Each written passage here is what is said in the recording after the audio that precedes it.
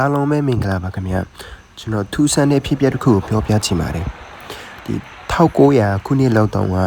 ဒီចောင်းသား3ယောက်ကဇာမပွဲဖြည့်ပြီးတဲ့နောက်မှာသူတို့မတိုင်ပင်ပဲနဲ့ခီးသွားမယ်ဆိုတဲ့စိတ်နဲ့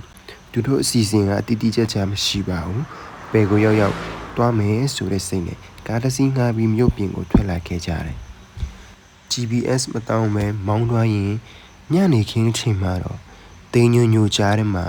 မမြင်ဘူးတဲ့မြို့လေးတစ်မြို့တည်းကိုမတော်တဆရောက်တော့ခဲ့ကြတယ်။မြို့နာမည်ကဘာမှမပြောထားဘူး။ဆိုင်းပေါက်လည်းမရှိဘူး။လူတွေမရှိတဲ့လောက်လမ်းပေါ်မှာရမ်းအေးဆက်နေ။အဲ့ဒါနဲ့သူတို့ကမြို့လေကောင်သားကအိမ်တစ်လုံးမှာတဲခိုဖို့ဆုံးဖြတ်လိုက်ကြတယ်။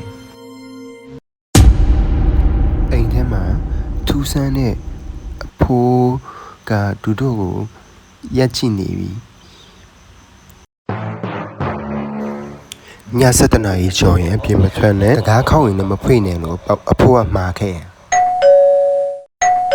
အဲ့ဒီအချိန်မှာပဲအတန်မြည်လာပြီးတော့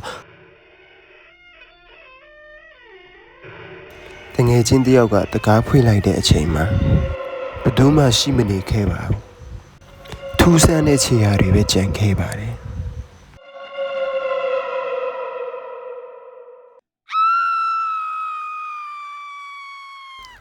အဲ့ဒီအချိန်မှာပဲတကားဖွင့်ပေးတဲ့တငယ်ချင်းကရောက်တရက်ပျောက်သွားတာ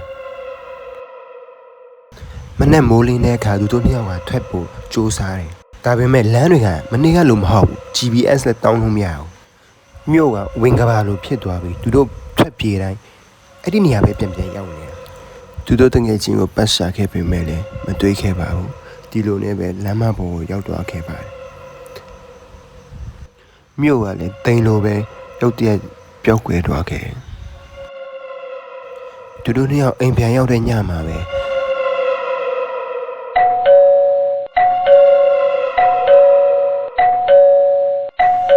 ညတိုင်းတကားလာခောက်ပြီးတကားဖွင့်တဲ့အချိန်မှာဘယ်သူမှလည်းရှိမနေခဲ့ဘူးသူတငယ်ချင်းလည်းပြန်မလာခဲ့ဘူးသူတို့3ယောက်လည်းပြန်မဆောင်နိုင်တော့ထူးဆန်းတဲ့မြို့ကိုရောက်ပြီးသူတို့တငယ်ချင်းပျောက်သွားတဲ့အဖြစ်က